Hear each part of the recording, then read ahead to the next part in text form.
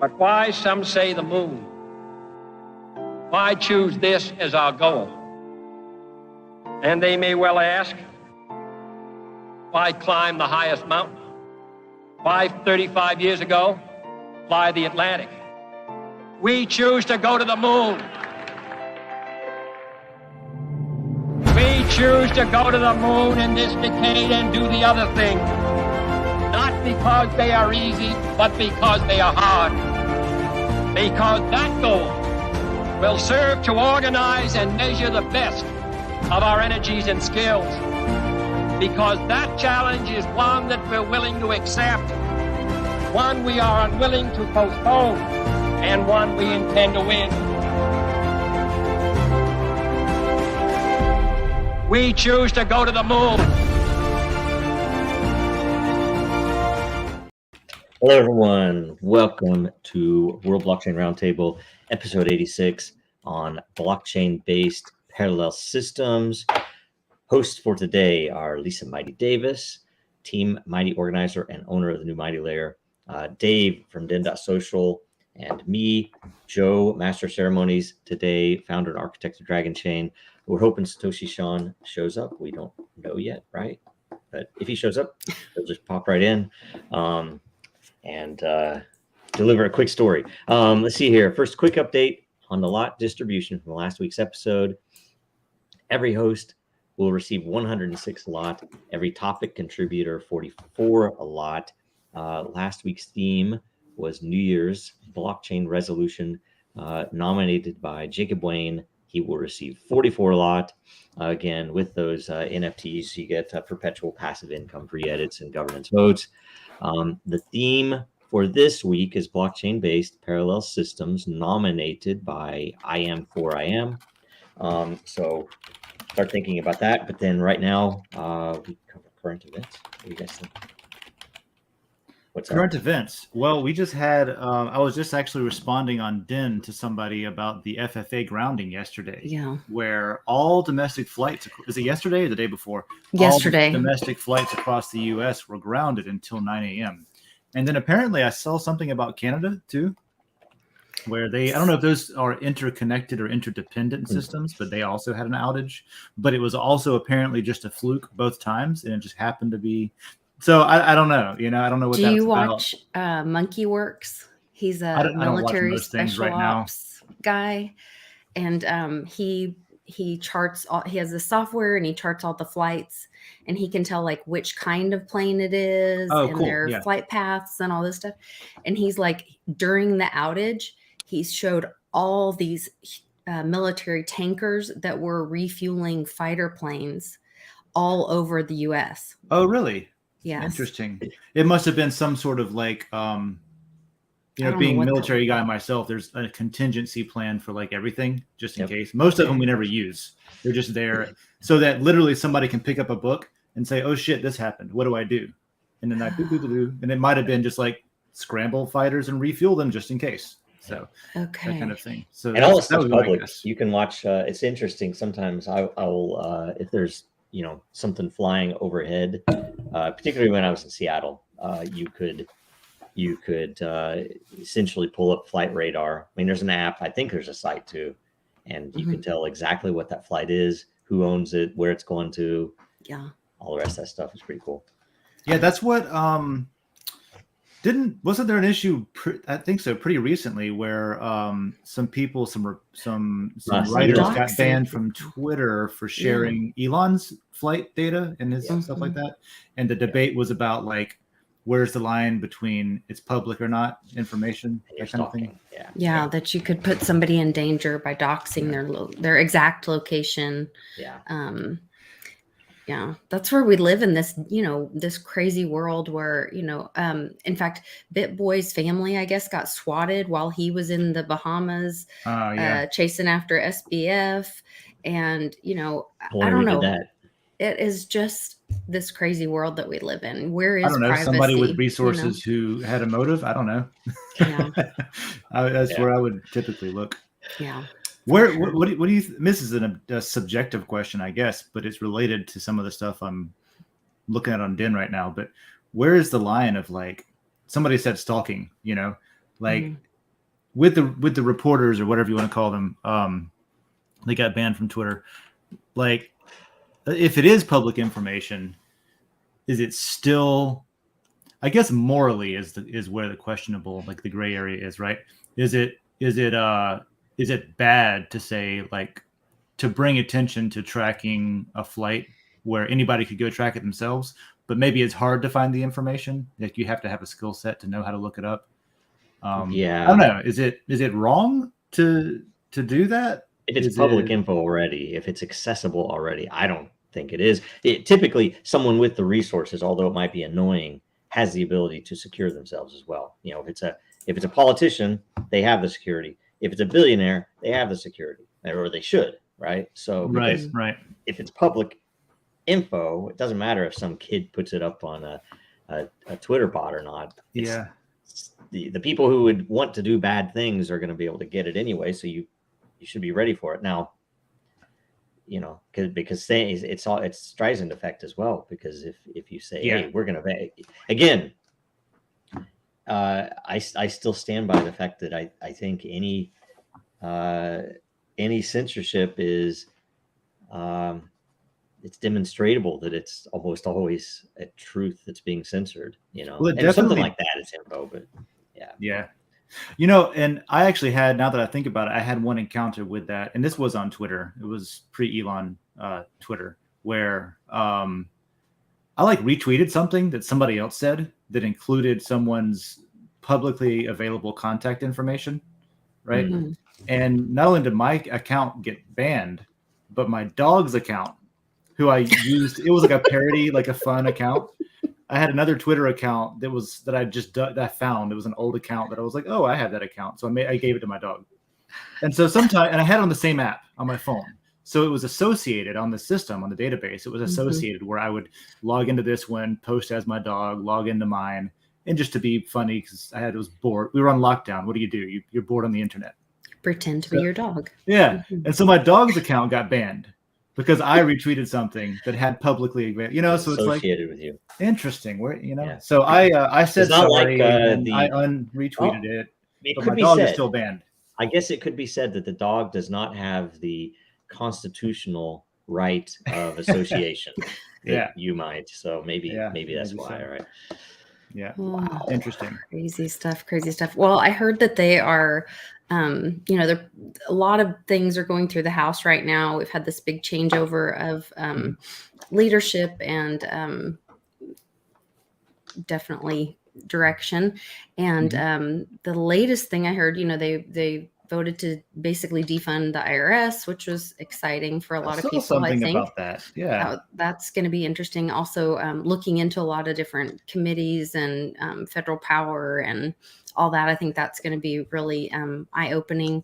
There was a second scoop, a double dip of Biden's more confidential documents found in an additional location as of this morning. I didn't see not the second just one. The Penn Center, but a second thing.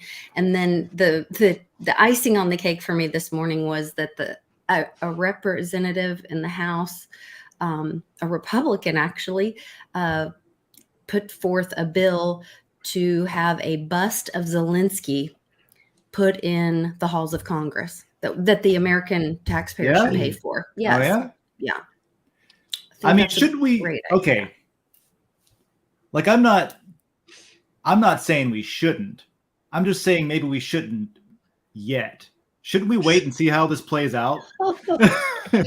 And don't we have some other things to do with that money? Now that I very much agree with, you know. No, it's a psyop. The whole thing. I'll say it's kind of crazy, right? But how do I say? It's not like the fucker is Churchill, right? I mean, I can say Churchill. Like, okay, he did some things, right? This guy's what done. Did Zelensky do other than success? But you have to take give our it to him. money. He's successfully gotten billions out of our hides. So however that works. But it's not enough. He's made it very clear. It's more. He needs more. More. Yes. He demands more. Not enough. He demands more. And they're fucking flying a Ukrainian flag in the U.S. house. So I have a question for you guys. Dave, you're former military.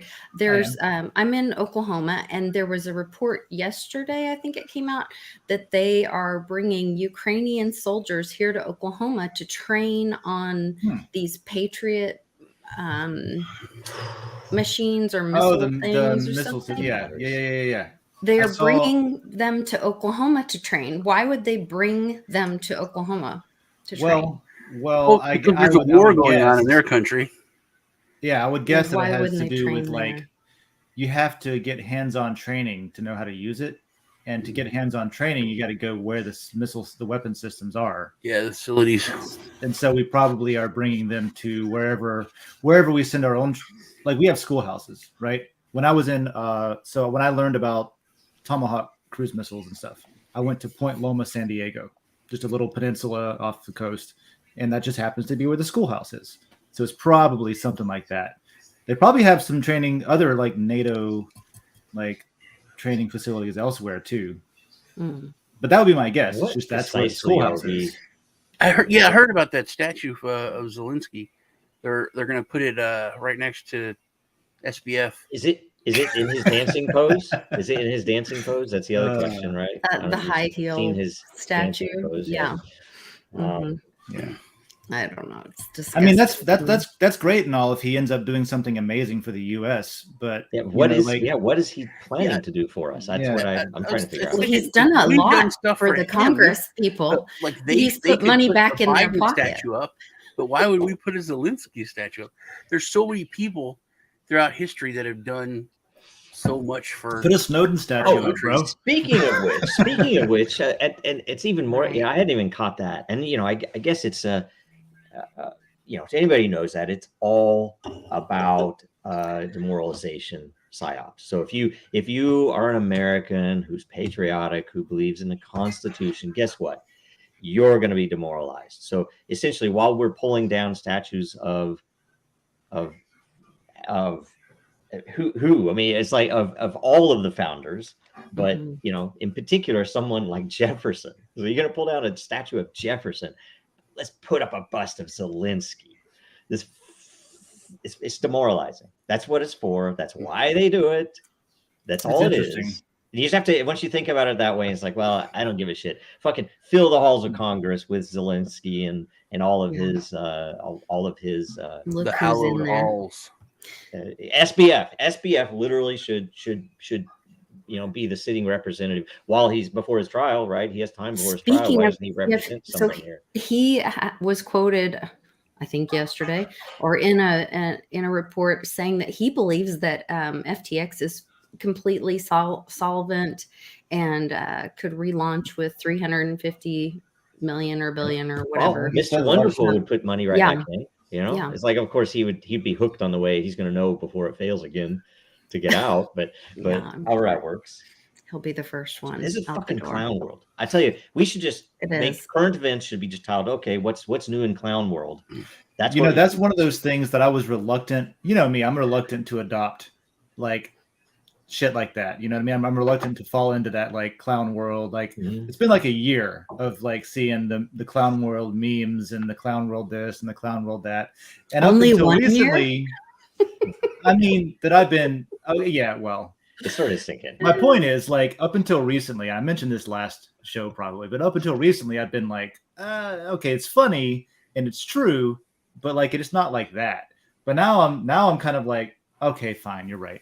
It's fucking. It's funny. Well, I have not yet. It's a big joke, and it's still on my list. I have not yet laminated. I need to print out that Pepe green text meme that says, the solution to life in the current world, in the clown world, is to just not care. That literally, print this Pepe out, and anytime you get worried, anxious, you think, why in the world is this happening? Just remember, you're not supposed to care. And that's sort of what we got onto yesterday with the coffee show.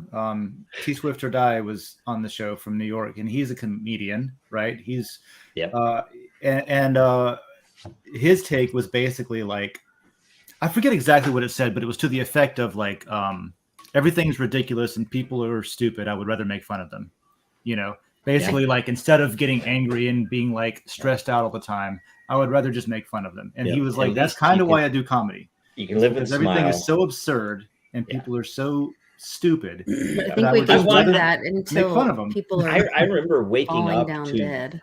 As an example, I remember waking up and probably waking up the rest of the house the morning that Epstein killed himself, because I was laughing because it was so freaking obvious. I was like, this is so obviously ridiculous.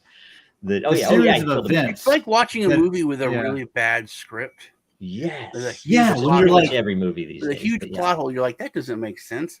And everyone was like, yeah, sure. It was exactly like that, Sean, because you're watching a film and you're like, that bullshit. And worse, that's lazy writing. I will tell you worse. A lot of it is too predictable. Yes. Because I mean, Jeffrey Epstein killing himself was predictable. You just didn't know when it was going to happen. When they removed the cellmate, when they turned the cameras off, when they got the guards to leave their post all at the same time. Really, really, okay. And it was an act. Okay, yeah.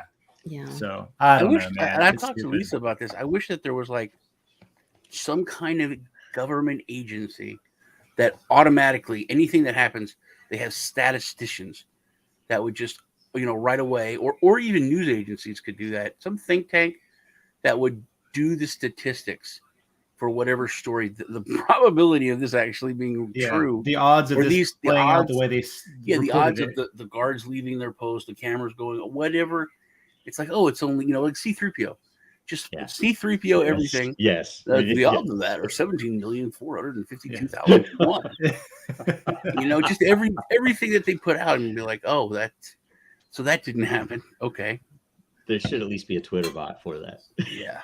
And every time I convince myself to not like go down the rabbit hole and believe things are as bad as they are, something will happen. Like one time I was literally reading a news report from Reuters, right, that said some specifically interesting things, and I went back to reference it again in like 20 minutes later, and it had already changed. And I happened to be like screen recording, doing a little like morning show, like I think it was like one of the coffee shows early. It was right before it was the Olympics, when Putin was at the Olympics in China. And they had talked about how they had like this agreement and there was a strong military bond and China was going to back them up no matter what and yada, yada. And I was like, holy shit, that is strong language. And then it's changed. Can I tell you, there are two that are super interesting to me. One that I just saw was a meme, and it showed a historical chart of the mentions of the two words white privilege in articles, published articles, and they were pretty much nothing until right when we came to the end of Occupy Wall Street. That as soon as Occupy Wall Street ended, now everything's about white privilege. It's not about the bankers.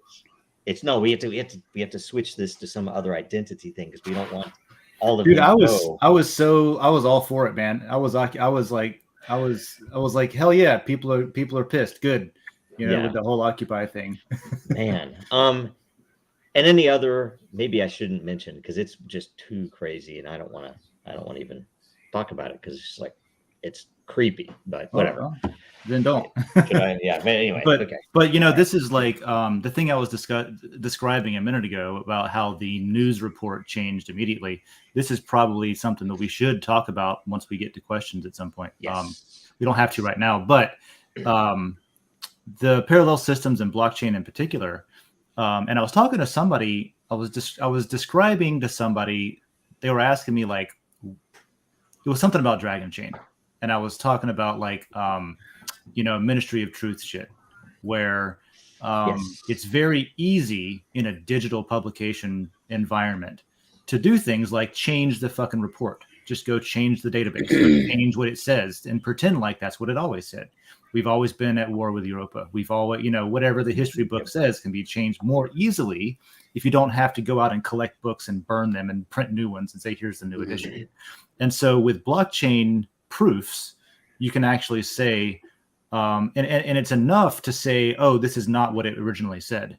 You don't even have to say here's what it originally said. Right. You can just say this has been changed and someone's lying to you. And that in itself is like the biggest disruptive thing that I could think of in the global system that we operate under. So, you can look through history and like that classic picture of the guy holding up the newspaper, Dewey wins, because they'd literally printed the newspapers that he'd won the presidency when he hadn't. Yeah, and somebody was showing me a picture of this was in I was in Oxen Telegram chat talking about some stuff, and they showed me a picture of Lee Harvey Oswald playing in his band after the assassination, is what the claim was. And it was him, and he was playing in his band, but there's no way for me to know when that was taken. If it was captured after the assassination, or if it was captured prior to the assassination, but it was being presented as if it was after. You know what I mean? So no matter what side, and I guess this is my point, but no matter what side of the conversation or the conspiracy theory or the political aisle that you're on, you should want to be able to prove your thing. And that if you want truth. There are a lot of people and you should want truth. Right? So, you should want truth. And so you should want to be able to prove that. And that's the same thing with like whether or not you believe the elections were rigged or not, you should want to implement something that can independently validate it. So you can say either, hey, I was right, it was rigged, or hey, you guys are nutcases, it's obviously not rigged. In either way, you should want the same thing. Yeah. Right. And anybody who doesn't want you to look at the data to actually, okay, let's analyze it. There's a reason, right? So, and that's why I think half of it is, you look at what 1984, the book was about, the fact it's about the ability for those in power to change history and the dangers there.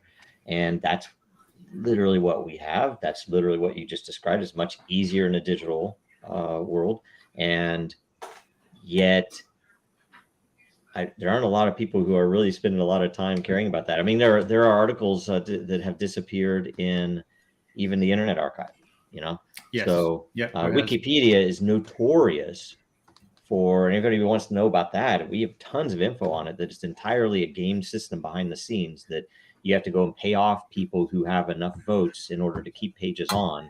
And even they sometimes can't do it unless you put a lot of money, right? So, whatever Hoskinson did with Wikipedia, he donated some money. We didn't have enough money to do that. So our page is gone, right? And it only partially exists on the French Wikipedia, just FYI.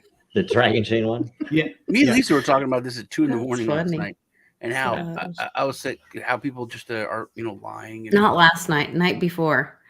It was last night. No, it wasn't 2 in the morning last night. I was out. Really? Yeah. Yeah, Lisa and I were on a 3.5 hour call last night. Yes. It was not last night. It was the night before. No, it was after that. It was last night. Okay, well, it wasn't that long. Time is a social construct, guys. It doesn't matter. Anyway. It was, it was last night, Lisa. Geez, it was 2-something in the morning last night. Well, you know what? If it's not on chain, that's semantics. I think he's talking about not this morning. Anyway, at 2 a.m. He's talking about yesterday morning. Oh, okay. Maybe so. Maybe I can interpret. I can handle these. Thank you. 8 hours ago. Clarification. We're talking. But we're talking about how, because she was talking about, basically people don't really care about the truth. People are liars or everything, and how, and I said, people are, everything is so bad that you're focused on that you kind of just accepted, people are terrible now. We have to, it's like the new normal is that people are terrible, that lies are out first there. That people are lying to you. Yeah, you just, and then at least the media. Anything packaged. If you're looking at source material, usually you're better off. If you're looking at anything packaged, there's a reason it's packaged. Yeah. And we were talking about the IRS thing earlier. I think everything, like you said, is just theater. And it's, and I know Greg's not here to defend them, but politicians, they are, man. They're children. Maybe they're not all morons. Okay, I'll give him that. But a lot of them are useful idiots. A lot of them are morons, and they're all children who have A lot of them power are paid off. and are just playing in a big sandbox. I think Hold the on, biggest part of Lobbies. I don't know if you saw this, but the IRS, you know how they were coming out with all these, they're going after PayPal and Venmo, and if you make more than $600, and they put a hold on all that because they're scared of the new Republican majority. And they've been put on notice, but the whole reason for that, it's not for you, it's not for me, it's not for the people. It's because the IRS is weaponized and used against Republicans, and they were audited, and they went after conservatives and religious organizations. I remember. So now it's now it's like, oh, now we have the big stick, and we're going to hit you with it. And the IRS is pulling back, and they're not. Okay, we got it. That's all it is, man. It's this is kind of what I try to tell people about. Like, be careful about. Yeah, okay, you're in power now, and your team is winning now. Be careful how much power you give yourself, because that gets inherited. That's why the fucking Constitution actually matters, and the reason that that we live now in a banana republic is because the people who are actually in power don't think it matters. They don't give a shit about the Constitution. They give it's like it's rolling into the empire where it's like, oh, fuck that old shit. This is the new way of things. They're right to an extent that to the extent that nobody will do anything about it, apparently. Yeah. So it's bad. Yeah. Which there was a question I saw earlier today, and to me it was like one of the things I think about a lot is how to enforce policy without violence. And so like I feel like that's something that maybe blockchain could provide, for example, stuff like that. How do you enforce a document like the Constitution as policy without guns or without kinetic force projection or something like that? That's coming up, so we'll get to that. So I guess we want to go straight to questions. We're early today. Right. I mean, no. Let's hang out here because we'll just end up talking about current events again later if we don't. That's true. Okay. We'll bring it up later. We reserve the right to go back to current events refresh at any time. Refresh, get the latest in case there are new questions. I voted a bunch of these up, so I think I voted them all up evenly, give or take. I voted some comments up too. So I gotta say this is a fine question, and I just want to say that because I woke up this morning and the first thing I did was read the internet. And I saw this question because I was curious about what was coming up, and I was kind of a curmudgeon about my answer to it. And if you're okay with this, I would like to preface a lot of what we talk about, so you at least know where I come from on a lot of these, because this topic's extremely important to what's happened and what will happen in the blockchain world. That when you say parallel systems, we used to talk to people about parallel universes and essentially that as a figurative way for people to understand what's possible, because when you talk about this, even in the early days when everyone was so visionary about what could be done with this tech, that a lot of people were very stuck in what exists and saying, hey, if I want to do X, how could I ever get Congress or them to make it legal or to, require it or whatever else? And we'd always say, that's a dead end. That doesn't make sense. They're handling this real world stuff. We need to figure out this virtual world stuff, and where it matters, tie it in legally. It's like it's software. You can literally write a contract that refers to software in a clause. You don't need to have Congress say, oh, this new software is now okay to do. It's like, you don't need that. You literally, all you have to do is point the contract and say, the answer to this is what we're agreeing to. And this is the that's kind of what Wyoming does with their DAO type LLC is they say, if there's ever any dispute, the smart contract wins. So that's what I'm all about, and it essentially opens up any subject, even where there's some, legal question that was like, well, at least fit in what you can do now, but then point to this so that we can build, So anyway, as a basis. So first question, Juicy J, Parallelism project. There's a project known as Parallelism that has produced a successful algorithm for parallel systems. It improves the blockchain from linear serial dimension to parallel. I don't know what that means, right? But which has the above mentioned dynamic sharding function. Sharding is, as an engineer, I'm saying it's awesome technically, but where it's usually applied in blockchain is usually questionable. It's a marketing thing. Infinite expansibility and cross-chain interconnection. That's all cool. Importantly, it has invented the world's only existing consensus algorithm suitable for parallel blockchain systems. That's, I'll just say bullshit. And fully decentralized has been authorized by what the I dug into that. Yeah, okay. I had to go. I never heard of him before. I dug into that because there's a lot of, like you said, marketing terms in there, keywords and stuff.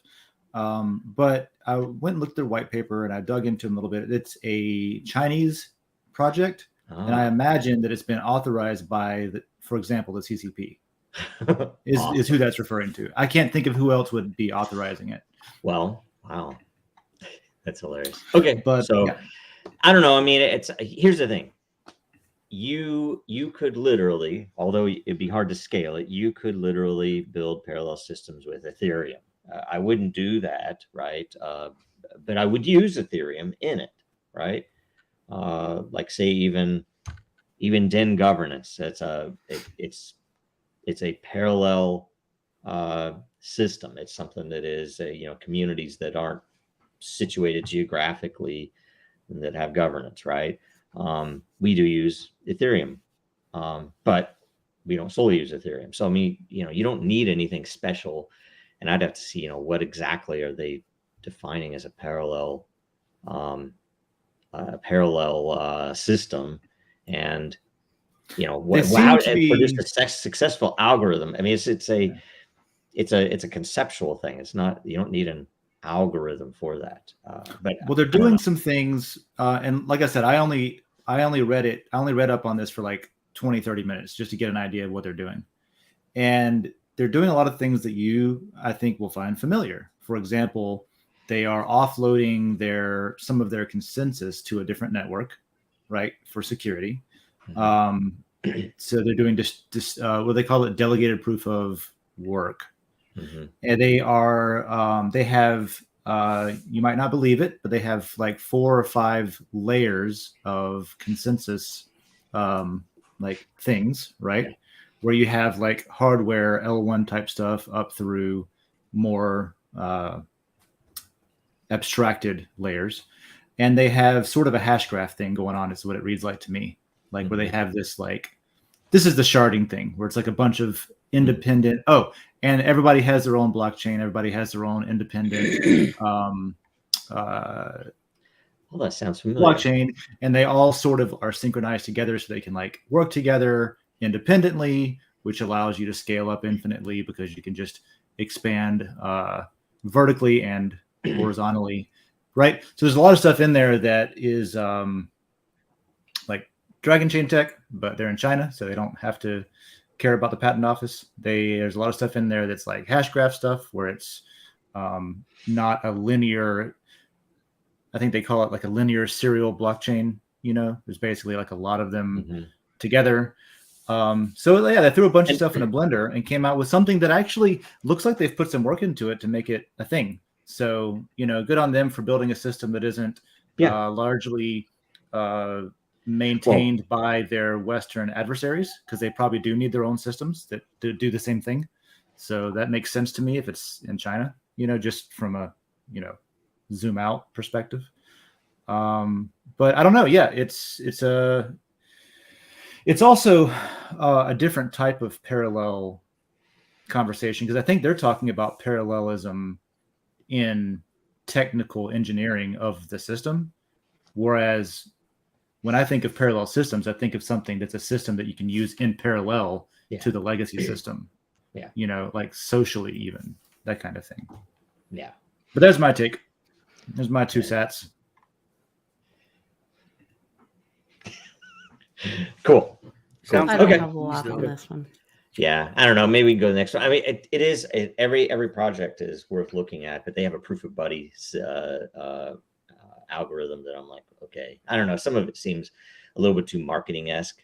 And a lot of them, I will say, I don't know about this one, right? But a lot of the systems, it's an interesting thing that should always be called out, that you can kind of tell when something's artificial, because if they say, look at all the apps that are being built, and you're in crypto and you really haven't used any of this stuff, but you can see that there are like 80 applications that have been funded and building on it. You're like, okay, wait a minute, what is this? I mean, it's all AstroTurf BS, the same thing that they did with FTX, where they put billions of dollars in to pretend like they have this value there that then attracts other people to bring the money in. They then all lose it, but whatever.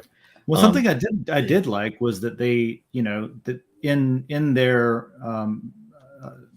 marketing, I guess, they talk about doing stuff other than simple like token, like balance transfers between accounts for tracking how much money you have.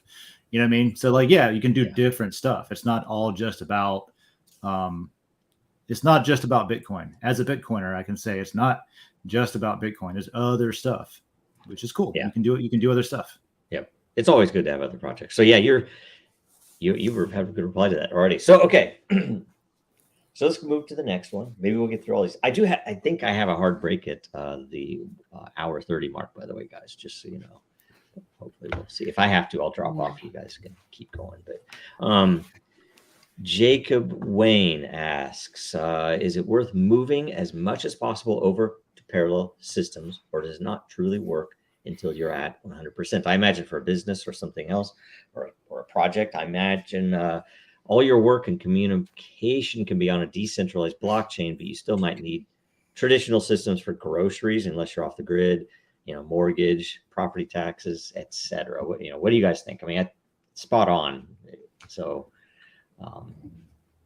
what I think about this, but I think there's a process. I mean, I think, of course, we all want to live in a blockchain world and have that proof. But there is that point of transition. There's also a use. I mean, Dave and I were on a call last night talking about trying to find a solution for something, and it wasn't the right fit for blockchain for this one situation. We're like, that just makes more sense to do like more, I guess, wouldn't that be more of like a distributed ledger kind of solution? There's similar things, but there's it's depending on how you want to document something. It's a very common pattern in human in life that sometimes there's a better thing, and yet it's hard until a lot of people are using that better thing to fully jump into it. Like say, I was saying, I was thinking that with this 100% thing, even us, our way of thinking, and we're probably, like Lisa said, the most we want, a blockchain world more than anyone else. Even our way of thinking is still rooted in traditional. That's how we were raised. That's how we so that's our way of thinking has to change first, and then the masses to where finding a solution automatically, we think of in that realm versus, hey, how can we may have to go back to a traditional kind of, I guess when blockchain and that way of thinking becomes the traditional way of thinking. Yeah, when I think you really need very creative people who are also very bold, because if you don't have that, I mean, it's like I could give you an example. In the late 90s, switching over to Linux, right? Been using Windows forever, and late 90s is very early for Linux, but it was already significantly better for many of the things that I did. And so I wanted to switch over. Well, I tried dual booting. Guess what? When you dual boot, you never fully commit. You always end up, I'm just using Windows because I have to get stuff done. I don't know enough over there. So it just sits idle. The way to really learn about something, for one thing, and then to really just actually start using it is cold turkey. You just say, okay, that's gone. I have to use this. I have to figure it all out. And it really literally works. That's a pretty good example. Move to the country, speak the language, completely immerse yourself. If you don't do that, you're never really going to get there. And it's hard. Like say, to do that with, we all have to pay our utility bills. We all have to pay our mortgages, whatever. And guess what? The bank won't accept this. So there are, though, areas of middle ground. Like if you remember a good few years back, one of the big use cases that was touted in the press everywhere for blockchain was, these property transfers. When you go to the deeds and you go to all these other, it's ideal for blockchain. But guess what? The people that are in control there that have all that business don't want this. They are the middleman. They're making the money for doing that, and they have the power in doing that. So essentially what you would need is someone to come in and say, you know what? I'm going to come in and compete with them. And people are going to want to use my service because it is more secure, it is more powerful, and it is faster and simpler. And I'm going to charge less than them, right? I'll still make a profit. It'll just be less than whatever they charge in margin. So that's how it has to be done. And you put it on blockchain. But guess what? That company is still going to map everything on blockchain to whatever the local county registrar's office is going to require in paper, right? That they're still going to file the paper or electronic through the website, whatever they do, but it's all going to be on blockchain, right? And then later when they upgrade or it would be easy. It's just an amazing thing because you theoretically at least should be able to compete better and make more money than them, but nobody's done it. Why is that? Because I think the reason why no one's done that, and I'm glad we talked about, we're going to be able to circle back to current events, is you hit the nail on the head there when it comes to real adoption.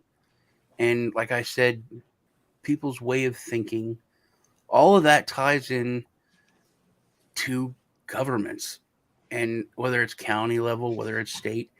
And like you said, the people in power don't want to give up that power. The middlemen don't want to give up being the middlemen.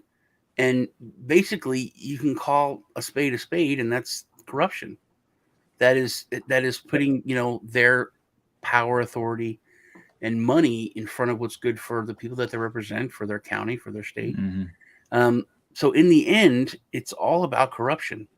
Everything we talked about is about corruption. I mean, it's Gensler's speech at MIT that Dave showed me. It's my corruption. Pinned video stopping, on Twitter. It's like the holistic thing. Everything's connected. It's all connected, and it's all thwarted because of corruption. Yeah, it's an unfortunate reality that there are many people who do run the show who would rather enrich themselves than make the world a better place. Make the world a better place. You know what I mean? That's just the preference, the personal preference, and their word goes farther than most people's, just because of the position they're in. And not to get too philosophical, but you said make the world a better place. They are making the world a better place for themselves. Yeah. And I think personally, the world's great for them. Yeah. Through my decades of living on this marble, that if you really boil down any evil act, it all comes down to selfishness. No matter what it is, murder, anything, it all boils down to selfishness. I think selfishness is the most evil that there is in the universe. It's also one of the most powerful forces, and this is more of a thought experiment than anything else, but I just can't help but be curious about, like, that's an energy source. That's a power source. How do you harness greed and make it work for the people? Yeah, because there is. It's interesting too, because it's almost like, and it's English. English has a very powerful ability to what's the word I want? Say it. This horrible. I'm not the best at it, right? But that greed and selfishness, there is a positive aspect to it, because if the greed, it's like, oh, I want to build this thing for myself and my kids, right? That's not a bad thing. But if you're wanting, but I'm going, if it on the other hand is, I'm going to screw this person over so that I can have this money for my kids, then that's not good. So it's just this weird thing that the greed or selfishness can drive bad things, but it can drive good things too.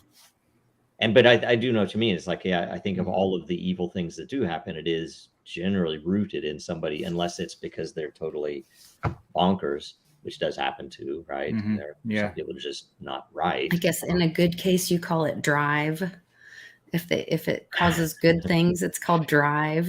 Yeah. And if it's bad, then it's greed.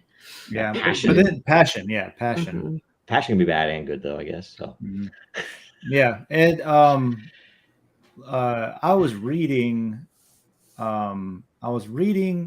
one of Andrew Yang's books, and he talks about capitalism, and he defends capitalism, I thought, pretty intelligently, and he talks about, like, capitalism has been such a successful force. It's so productive, right? But he suggests or poses the idea of giving capitalism different metrics, different incentives, more than just GDP, more than just pure monetary output. Yeah, if you you could say the same thing about corporate America. Frankly, isn't we all know it's not capitalism; it's something else. Crony capitalism. But it's that their like drive to the bottom line for a quarterly report for a stock price is extremely detrimental, both to the world at large, to the country, to the community, but also, frankly, to themselves, that they destroy their companies doing that because they're thinking in such a short time span. They're not thinking long term, but we're going to build this and say, we don't care if we have to keep all these employees because we know what's coming in 10 years versus this next 3 months that we're going to lay off all these employees and do this stupid bullshit and essentially let the bean counters decide what ingredients to cut in our formula. We have a formula that people have loved for a certain period of time. It's like, but we need to boost the stock price, so we're going to put a bunch of these preservatives in, and we're going to basically. I don't think you can operate on a vision that way. No. There is no vision. The vision is 3 months away. 3 months. Okay, the next 3 months. Okay, the next 3 months. It's stupid. It's really bad. Yeah, and that's why I think publicly traded companies, and I that's why Elon Musk wanted to take. Tesla private. It's essentially not a positive effect when it's a publicly traded thing, because and then you look at how they regulate, and you look at his wars with the SEC, and then you look at the rest of crypto's wars with the SEC, and you have to think, because they're not regulating for what is the mission to protect the consumer or the investor. They're not doing that at all, right? I mean, they're protecting the what do you say, the existing market makers. And these are the legacy existing systems that companies are expected to operate in if they want to run their business and things like that, right? And we're seeing that they're not working as well, at least as well as they could, but generally they're not really working at all long term. And so, back to Jacob's Wayne question about the difficulty of jumping in, 100% into a parallel system. That's the hardest thing to do, in my opinion, is to try to build a lifeboat after everything is already flooded and collapsed, right? Yes. So what you kind of need to do is you need to get some nutcases together who want to start building it now, just so there's something there in the event that everyone needs it. Yep. That's why you look at any in the crypto world, you look at any project that is not selling, in my opinion, right? This is just my opinion, not selling the gains, or selling, you can do some financial trickery with this. You put this here and you get this over there, and then you exit over there and you do all that bullshit. That stuff's all, it tends to be very fake and obviously manipulated in the end. And obviously, again, it's a lot of fake volume and traffic that happens until it doesn't, right? You want to get your shit locked in, and then I will say it is exceedingly fun.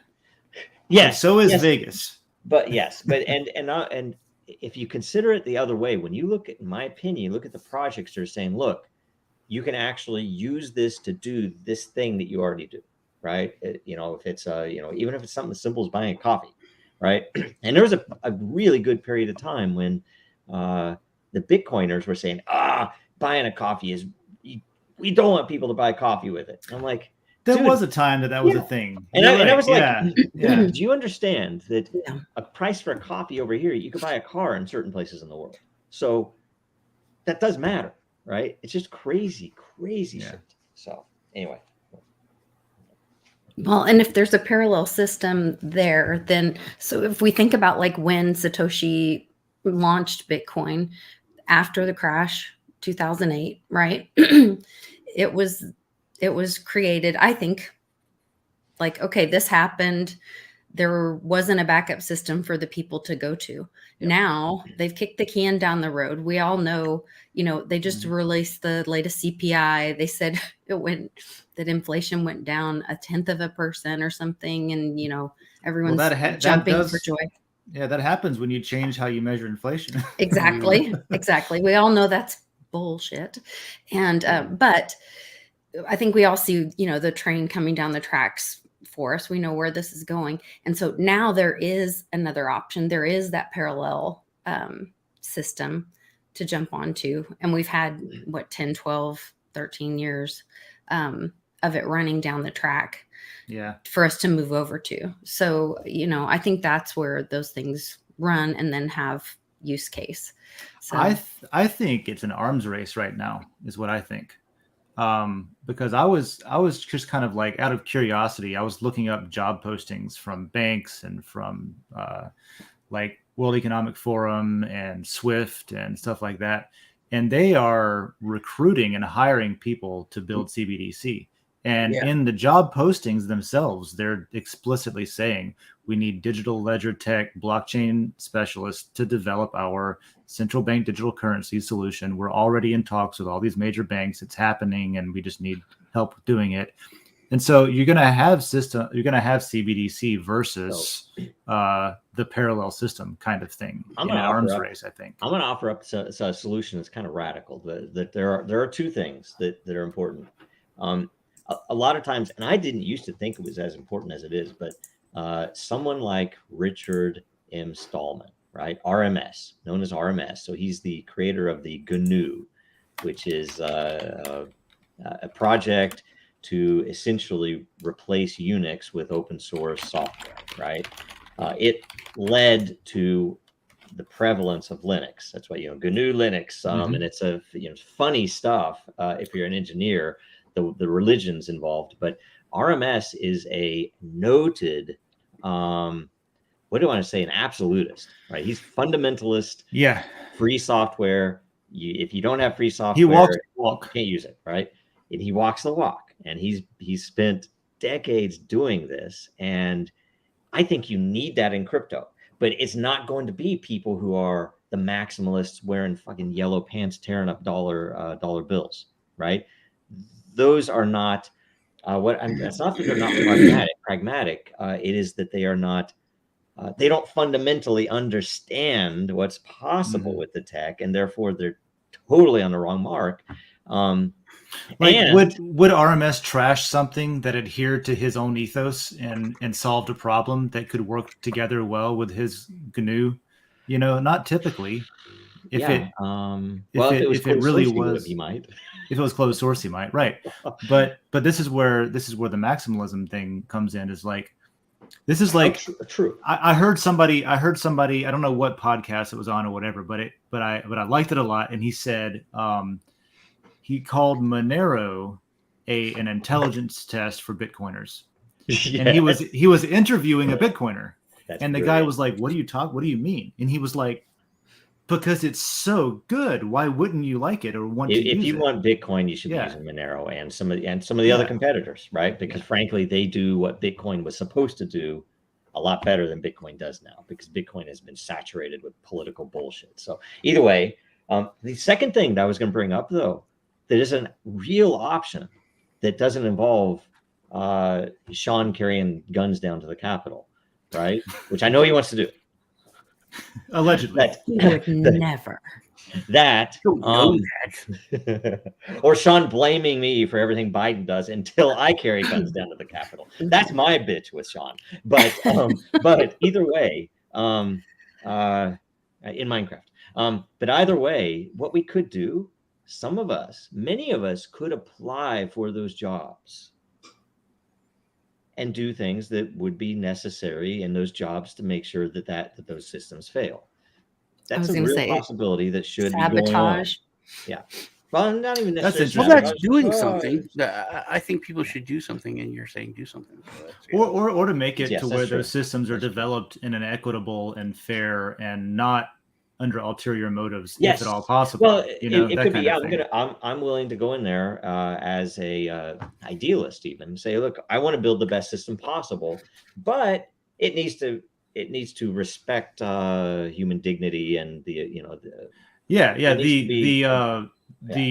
Constitution. The Constitution, yeah.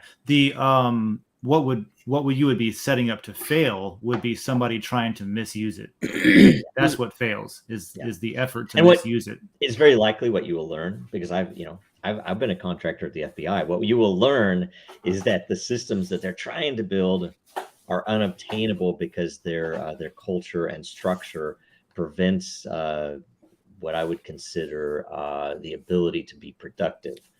It's like they actually can't build a system that is going to do the things that they potentially could do.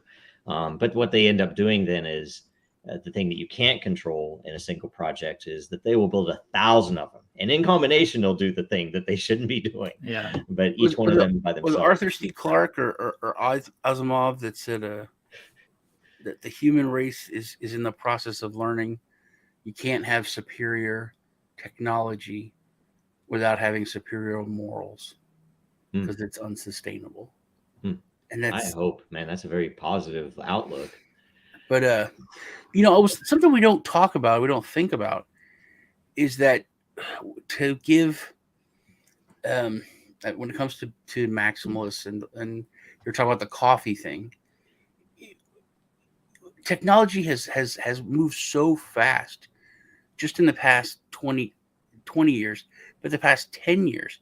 I mean, once the smartphone came out, it was like, I mean, we haven't seen anything like that, I think, in human history, to where it comes to, information, education, and just, there's an app for that. Just that phrase, it's like you can do so much.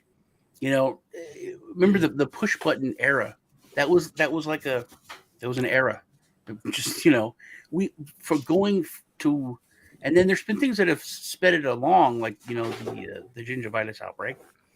But you can sit at home, pick up something that fits in the palm of your hand, and have your food, have your, anything at your house, like almost instantaneously. Or have it delivered across the country to someone else. Yeah, it's crazy. So just looking back, 10 years ago, when digital cash was invented by Satoshi, the use of any kind of old school cash, when it came to that arena, you were paying fees out the butt. I remember buying something online. There was, the little credit card fees, because it was all new.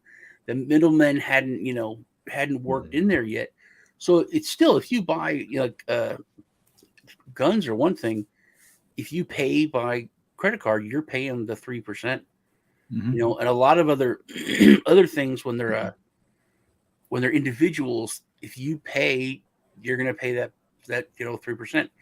PayPal's going to, the regular folks are like, hey man, PayPal's charging me, 2.5% to take this payment. It's going to be this much unless you send a money order, so buying a cup of coffee, there were already these huge fees involved with it. I remember buying stuff online. It was cool because I did it. I think I bought a CD from Best Buy that I already owned just because I could do it. It was like, wow. I've done stuff like that too. like I'm 94, pushing the 95. buttons on my Magic Box, and in like 3 days, I had the CD.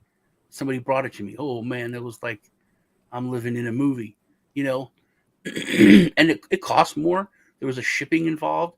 It was so much clunkier than just going to Walmart, you know. But it was cool, and that's something we don't talk about. We want that right now. You know, it has to be super fast. We have to be able to buy this coffee. And when Bitcoin was invented, those costs were already there. There was already huge costs involved in trying to do stuff in that area. So, I mean, we're building it and it's happening, but it's not instantaneous, you know. And the transaction fees and the costs for a trend like the 3% thing, you know what I mean?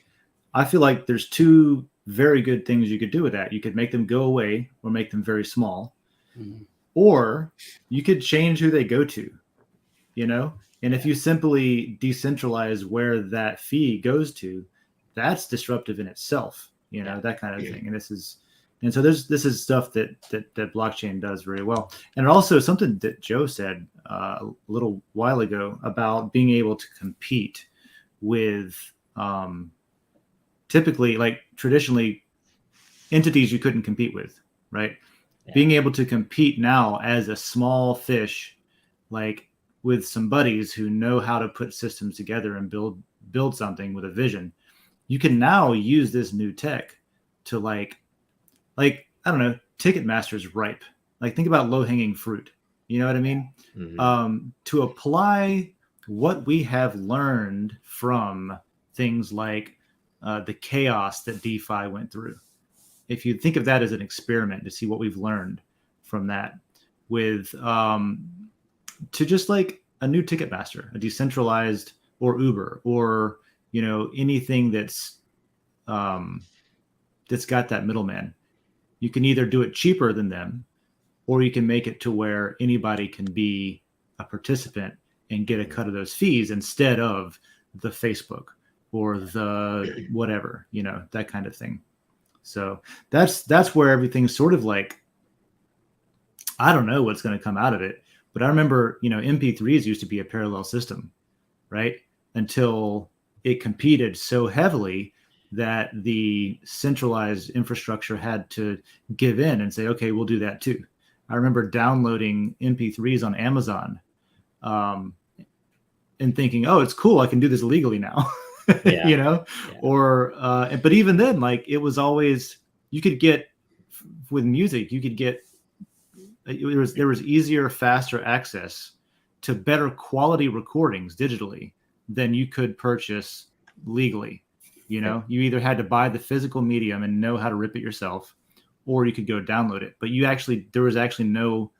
there was no competition for high quality, readily available digital streaming media unless you broke the law. You know, I remember when Napster came out, I ended up buying tons more music because I was finding more music that I would have never heard before. So I was like, oh, this is actually, I loved it, but then they made it illegal. So I stopped buying music. It's just stupid. Yeah. Damn it, Metallica. Always damn it, Metallica. They can't improve anything worth listening to anyway. Oh, come on. Next. We used to have a show called Mandatory Metallica on the local radio station. Every weekday in the evening, Mandatory Metallica. I'm a metalhead, but I just 3 songs in a row. Especially, anyway. All right. Let's see here. Bit by the Coin asks, Strive is an asset management firm. They invest in excellence over politics in sectors such as energy. They're basically making a bet that the madness ends. Do you think parallel systems will be successful without blockchain by basically just copying legacy systems and changing who's allowed in? Or do we need blockchain for a successful parallel system? If so, what features are crucial? That's a good question. I think transparency is crucial because that, like we all said, so much of the problems with everything in the world is corruption, and the only way to get rid of corruption is, Jesus, everything's connected. Like we were talking at the beginning, truth, you know, and shining that light on the darkness, on the shadow realm that has control over so many of these, air quotes, legacy systems. So transparency, I think, is one of the biggest and most important features. I agree with that. Can I also say, I think the changing who is allowed, like say if it's a closed system, I don't think it'd be a parallel system. Yes, you could copy some of it and get some of the same effects, but I think the biggest issue with most traditional systems that are set up with existing organized incumbents that, we already control this, and we have a couple of groups we have to compete with, but they compete, they collude to make sure the prices are the same and everything else, right? That's what they do. And they pay off Congress, the lawmakers, the regulators, to make sure that it's hard to get into. And that goes all the way down. Investors are allowed. Yep, that's the same reason that the whole thing. Yep, your state even has health regulations for barbers, because the barbers don't want it to be easy for other barbers to come in and just start cutting hair, right? So anyway, all of that stuff is interesting, but if you don't get the people with that huge crowdsourcing available, you aren't going to get what you could get with a real open system. Like, so you look at token sales versus VCs, and you look at the amount of value added to the economy with token sales in their first attempt, sloppy as hell, no clarity, just, we're going to do this. You look at the results, and yes, some people lost money, some people made a lot of money. And you look at the ability to do so with your own mind. You can go in, you can do this research, and you can beat Andreessen Horowitz's numbers. That happened. You had literally thousands of people making more money, a bigger return than a firm like Andreessen Horowitz. Why is that? It's because it was free. It was open. And guess what? That had to be killed. Right. And that's the thing I was going to say about, like, one example I think of is as far as like copying the existing system. And Joe, you harp on this a lot, but basically FTX was a copy of Let's Do Banking Again, but ourselves. Mm-hmm. And they had this, I've seen it called kicking out the ladder, basically, where you build something and then you go to regulators and you cozy up and you write a new law that says people can't do what we just did to get into our position. Nobody can do that we did to get here anymore. We did it, but we're going to make rules to say that if people can't do that. So they get into a position by doing something that's open and accessible, and they find a way to kick out the ladder so nobody else can follow them. Which is pretty much just selfishness. Yeah, it is. We're talking about parallel systems, just something that's really odd, but I guess you could call it a parallel system. Eggs are ridiculous now. I don't know if apparently in your part of the country, but eggs are fine here. Eggs are they went up 10x. You have good neighbors. 10x where I'm at. Now that's the parallel system. I have a lot of friends, that are seriously just talking about, because we can have, I think you can have like 3 or 4 chickens in town before it's illegal. And you can have them in my neighborhood, but you have to name them. They have to be pets. Yes, you have to name them in my county. You can have up to 5. I think we can have in our city. We could have like 2 to 4. That sounds like a joke, but people are talking about that seriously. Not just a couple of friends, but like people who have no agriculture. It's like there's no way. And I did this week. I bought half a dozen eggs for. I just can't because of their feet. 6, and I told my kids, like, we don't eat eggs anymore.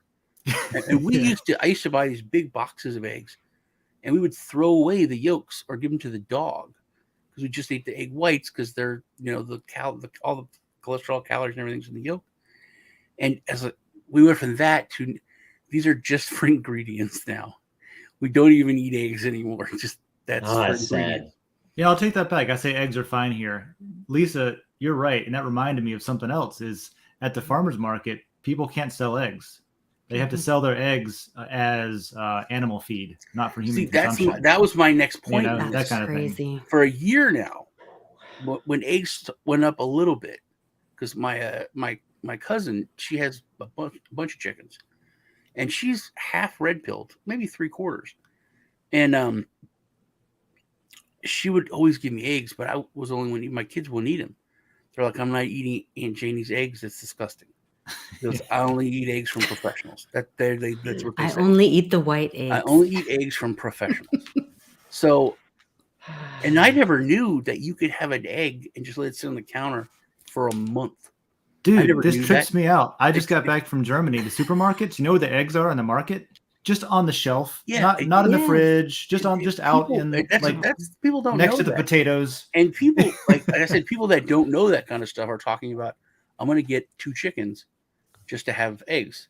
Yeah. But so people are talking about these parallel systems. But a year ago, I said the government's not going to let people do that. They're going to stop people from selling eggs, which, like you said, didn't they just arrest some Amish guy for? Yeah, they arrested a couple Amish guys and they swatted them. But that was for vegetables was one, and meat was another one. But I'm talking about just regular folks in the parallel system. I don't think you'll be allowed to have eggs. And my cousin, who's 3/4 red pilled, stopped eating the eggs because she said, "Oh no, there's stuff I heard about avian fluid. It's not safe." Oh my God! So some point is what's different? It's your same yard that you've been eating. I've been eating eggs for years. What's it? Oh no, I don't want to risk it now. And the government said this, and I was like, dude, do you hear yourself? Oh wow! So she's not using the system that she had set up because the government went out on a propaganda campaign. But I think they're just going to just put the hammer down because they already did, like Dave said, you can't use the parallel system already in place. Yeah, the farmer's market. Critical thinking is dead. And the eggs thing, it's like it's not.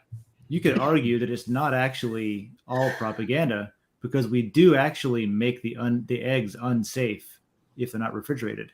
If you don't wash them and wash the membrane off, if you leave them in their natural state, like they come out of the bird, they'll last for a long ass time. But if you put them through like a cleansing process and you remove, like if you clean the outside, then you actually do open it up to where, okay, now you got to refrigerate these things or they could go bad kind of thing, so they're unsafe, but that's because we make them unsafe. If you just leave them alone, like they've been that way for thousands of years. Eggs are fine. Wow, man. So we're gonna have government farms, like what do you call that? We already have them. We already have them. Most of our food is run by big pharma. Yeah. Most of the farms are big pharma farms. Anyway, it's like, okay, so let's go to the next question. I am. Question for each panelist to answer. Imagine you're a venture capitalist manager. Oh boy. And you had $50 million to spend on a disruptive parallel system using blockchain. What industry would you target and why? Food. I'm sorry. I was picturing myself doing cocaine and stuff when I started this. 50 million. Well, first, imagine yourself as a venture capitalist. Isn't that what Greg said last week? Like, if I had so many billions of dollars, well, first I would go crazy and spend $2 billion because I've never been exposed to that before. But then once I got out of my system. But no, to answer the question, really, there's actually one of those things right now that I'm trying to figure out, and it's a funding issue. It's always a funding issue. Like, how do you actually? This guy's probably going to have to go out and find funding, get serious funding or something to build it. But this is what I would do: I would do what he's doing, which is apply it to commercial real estate, because we have a lot of outside entities, even outside of the United States, buying up property in neighborhoods, in historical and legacy neighborhoods where people are, the classic gentrification story where people come in and develop for personal gain and then sell it and move along. They don't live here, so they don't care what the impacts are, Instead of local businesses, you have like the new CVS on the corner, which nobody comes to town to see the new CVS on the corner. So it disrupts culture. It disrupts a lot of stuff. I think that using tokenizing commercial real estate, where you can have a system of like anybody could throw in 10 or 20 or $100 to own a part of a building and then have a say in how that building is managed. Maybe that building is in your neighborhood and you want to decide, like who we lease to and how it gets run. And then also when there's distributions of gains, that it goes out to the token holders. So that decentralizing exists. That project exists. Yeah. Already. Right. So that's being built. And there's different ways to do it. And there's more open or less open ways of doing it. And there's people experimenting on that right now. But that's something that I would probably really look into. Thinking of selfishness and parallel systems, if you've been to Europe, and I haven't been to Europe in a long time, I know it's changed so much, but growing up there, that what we've lost in America, the mom and pop thing, businesses, waking up and going to the bakery and getting breakfast. And if you want meat, you went to the butcher, and all these little like quaint things that made Europe exists how we gave that up in the United States to have everything centralized. And, I remember, all of the, the hardware stores closing down and we're losing so much. And these big companies coming like, shut up, old man.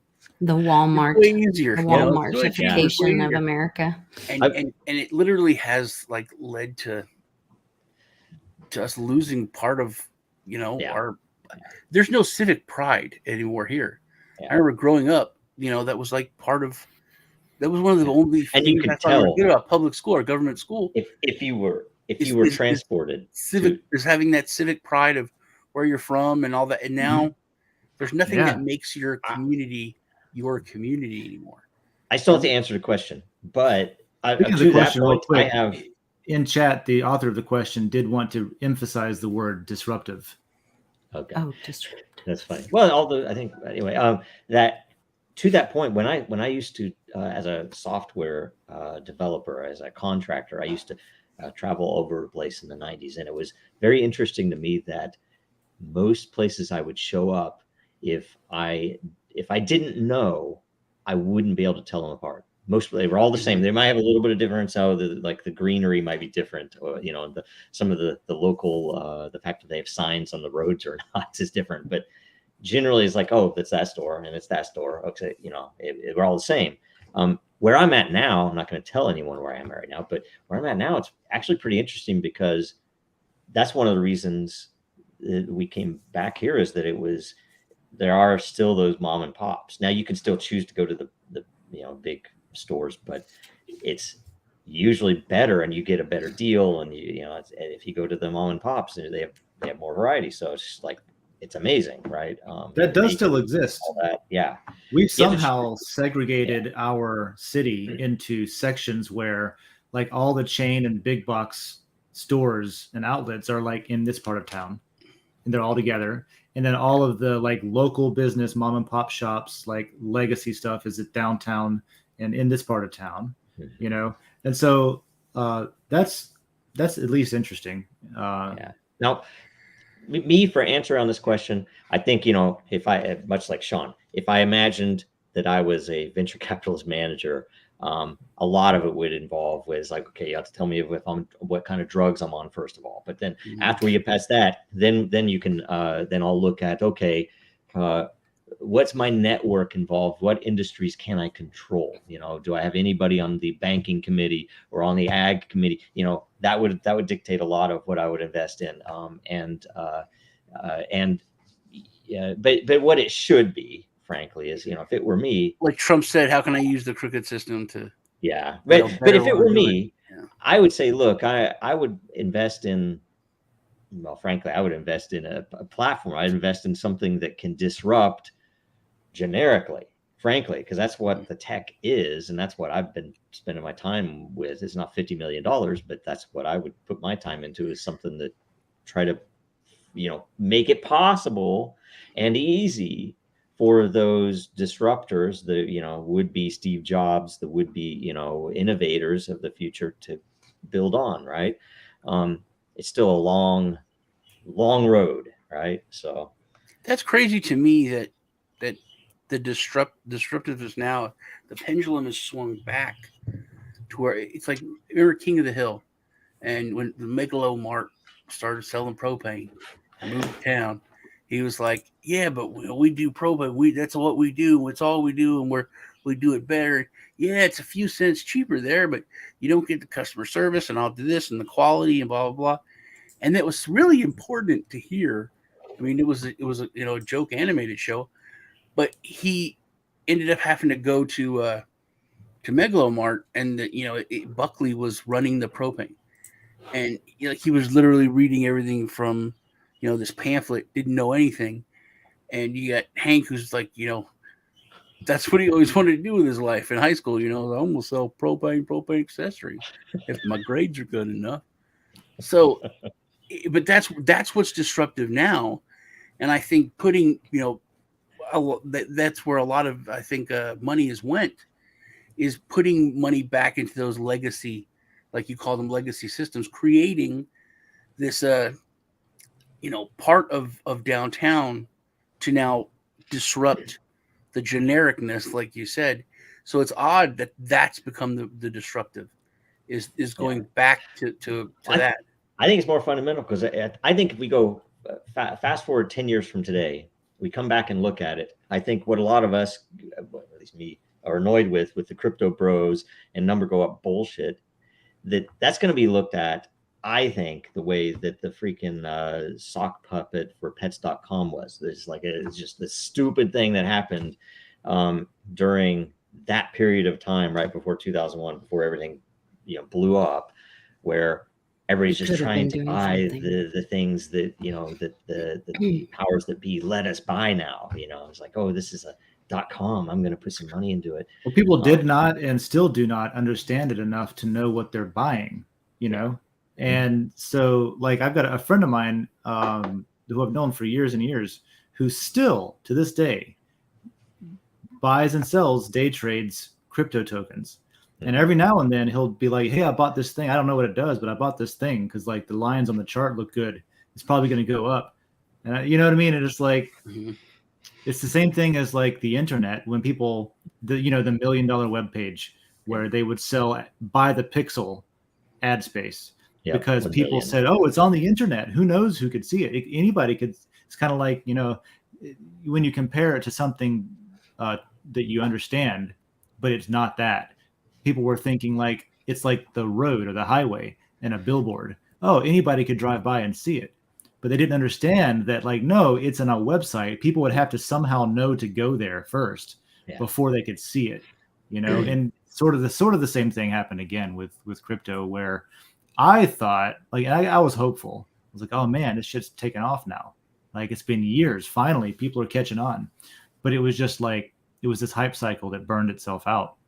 And it wasn't what I thought it was. I wonder if the identity will be the people realizing, whether it's through the census being righted or people having their identity stolen and realizing it, or their voice counted, if that will be the trigger instead of it being money. I think myself included, focus on this financial crash and thinking that's going to be the trigger for people for adoption for crypto. I wonder if it's something else, if it's people's identity, or what I mean? Good God, something that would actually be useful to people, outside of money. Making money is useful, but right. In fact, I think the funniest thing to me is that if we lived in a free land, let's just pretend for once that we live in a free land, my ability to potentially bet by buying utility tokens in something that is actually useful should generate far more money than Bitcoin going up to 70,000, right? It's like people like, oh man, there's going to be an adjustable wrench shortage. I better go get some wrenches because people are going to want to buy them, that kind of thing. Or, a PS5 or a back and Nintendo Wii. It's crazy. Yeah. You know, with toilet paper, it's the most basic, common. Oh, it's toilet. It's literally trash, and we ran out of it for the oddest reason. Mm-hmm. You know, it is, and I don't know if this is by design. Maybe there is some, you know, all powerful entity that rules. Well, TP takes a lot of space to store massive quantities of it. But if we look at stuff that was Not very disruptive, dense. that we looked at coming out and we're like, oh, this is going to change it. This is huge, and it got co-opted into shit. You guys talk about, you know, number go up with crypto, but I remember NFTs. I was like so on fire. It's like, oh, it's going to change the world. You know, we're talking about housing deeds and government. You know, your license, you wouldn't have to ever worry about, you know, renewing it. And you have one and you're good. And it was like so huge. And then NFTs came out, which is just using the word. It's like Google, you know, and I you associate that name with something that it can be that, but it's not. It's like that's the not Mandela what effect it is. almost. You know, that's what an NFT is now. I called those entertainment NFTs. Yeah, yeah. And I felt like an old guy stopped doing it because, you know, like Ken Bozak and everyone's like, oh, NFTs. And I was like, oh yeah, entertainment NFTs. Yeah, they're really cool. You know, you can do this with them. And but it got totally lost. Even if it's entertainment and art, it hurts my heart a little bit inside when I talk to an artist and I say, you know what you could do? There's all this AI art generation, right? And people are going to want to start proving that something was made by a human or made by an AI. You could use an NFT to capture the provenance of your creation and you can prove that not only is it made by a human, but here's how they made it and here's who made it and all that stuff. And yeah, it can be a token that maybe has an embedded image, but it also is embedded in the thing that you're selling physically. You know, I don't know if this is true or not, but somebody told me yesterday that either Lowe's or Home Depot or one of them types of stores is going to start using blockchain and or like tokenization with their tools that they sell so that they can have them disabled until you buy it, and then they can sign it with a private key to enable it with ownership. And so you have an NFT that's sold with a tool that enables you to unlocks it. You know what they're going to do? There's like, I can't afford a drill, but I now have my government department and I need a drill to keep things running, right? That they're going to start offering a subscription to use that. You can have the drill. It's free, but you got to pay a subscription to be able to use it. Every time you use it. Right now, they're only using it for the purchase in store. Once you buy it, it's enabled. The end. But there's no way. Are you saying that you'll own nothing and be? But there's no way in my mind that does not lead to, number one, being able for a contractor or somebody on a job site to be able to secure it. So, because tool theft is a huge problem. And these are tools of the trade. This is how you feed your family. So it is a problem. So there's no way it's not going to be extended to where now you maybe have a key fob where you enable your tool, and if you don't scan it within a week, maybe it disables itself or something. And then if that happens, there's no way that that's not going to be applied to like firearms, to where you have a Judge Dredd situation to where only enforcers can use their own weapon because they have an NFT or they have a what do you call it, RFID embedded into their hand to where they grab the gun and it signs it with your private key. It's my gun. We already have those. So the snowball of that tech, I can just see it. As soon as he said it, this is where my mind goes. I'm like, well, that's going to happen, and that's going to make this happen, and this is going to happen, and that's where it's going to go. This is what they want. Yeah. Yeah. So it's going to be, it's okay. It's cool. I have to leave in like 1 to 2 minutes for another call. Should we close out or should we just keep going and I can exit? And it's up to you guys. I think we should close out because I gotta go do a couple of things too. Right. We are at time. So was that the last question? So, yeah, that was our last question. Okay, so let's start with Sean. What's going on this week? What do you stuff. I got stuff. Check me out. Check out me and Lisa on Tuesdays on her channel, on my channel. I see there's stuff I want to say now. Did you do a meme review this week? No, I was thinking about doing it this weekend. This I have a weekend. couple to send you. I Send me some. you. I need some actually. Right. I want to ask you guys, Dave, and because you guys, I think you guys are brilliant people. Do you know what the Aryan race is? An Aryan race. I hear that word associated with things throughout my whole life. What the Aryan race but I feel like you're going to tell me what I've learned is not what is real. No, people. There's like I remember telling Lisa that Jews, Christians, and Muslims all worship the same God, and she didn't know that. And I thought everyone knows that, but people don't know that. Everyone doesn't know that. That blows my mind too. We're going to get off. I know, but the rabbit hole here. We're talking about Truth Tuesdays. Well, we were thinking about starting like a part where I just go over something that I thought was kind of common knowledge, but nobody knows. Most people don't know. So the Aryan race, if people think it's just white people. So we'll talk about it on our show. That's how I've learned about it. No, it's an actual lost race, a mythological race of humans that was destroyed. You're going to make Joe late for his meeting. That was destroyed by a flood. Is there anything that you think like of Atlantis? They're Atlanteans. Yes, it was believed that that's what he thought. It was a religion, and he thought that they were descendants of Atlantis. I do love the Atlantis speculation. That was the Aryan race, was the Atlanteans. Interesting. People don't know that. It's just we're thinking about doing that. Just something odd and crazy, Titanic, stuff like that. Just something that people think is a fact or something.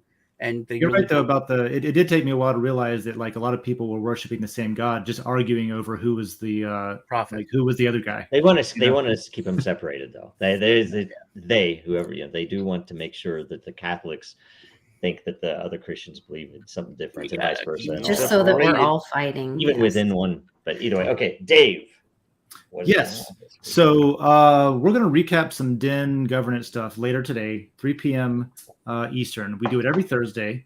It's going to be on the Den.Social YouTube channel, but more importantly, it'll also be in the Den.DAO layer on Den. So there's that. And today we're going to talk about hopefully wrapping up some things we've been working on since the end of last year, so that we can move along to getting more interesting, fun things built, like a leaderboard on Den and stuff like that. So we'll talk about that. It might be boring, but it'll just be us talking about Den. And anybody can show up. It's open to the public, and you can find a link to join the call, or you can join it in chat and talk to us. And it's just one of those open for call-in governance calls. So join that if you're interested in what we're building over at Den.Social, because I think it is interesting. Excellent. Lisa. So definitely watch Sean and I's show on Tuesday. My show every day of the week, weekdays, 4 p.m. Central. And check me out on the Mighty Lair. You can join me. And if you make a comment on my weekly post, if you're one of the top 3 commenters, you get a lot token and can have some ownership of that lair. We also have a new video coming out with the Very DAO on the YouTube channel, talking about a possible missed opportunity for the SEC to give some clarity to token holders in the secondary market. Interesting. You should change the name of the show to the Sean and I Show. Was it Edison that said a lot of people have missed opportunities because they're dressed in overalls and look like hard work? Oh, I don't know, but there's a Bitcoin joke that says, why does the government not like Bitcoin? Because it takes proof of work. Yeah, there you go. That's pretty good. That was good. Man. So I'm gonna spend this week to continue building. Make sure you watch us again next week. Make sure check out the Super Happy Dragon Lucky Show on Tuesdays. Do make sure you get to the Den.DAO call today. It should be. I don't think it'll be boring. I think it'll be pretty interesting stuff. And I'm going to go now and cook some eggs on a gas stove. Lisa reminded me of a joke I want to tell you guys. You're such an extremist. Joe, I want to tell you this joke. Oh, there are 10 kind of people in this world: those who understand binary and those who don't. Yeah, that's horrible. That's very good though. I love it. Yes, I heard it this week. I want to tell you guys that. Right on. See you guys soon. Bye. No mechanism exists to make payments over a communications channel without a trusted party. What is needed is an electronic payment system based on cryptographic proof instead of trust, allowing any two willing parties to transact directly with each other without the need for a trusted third party.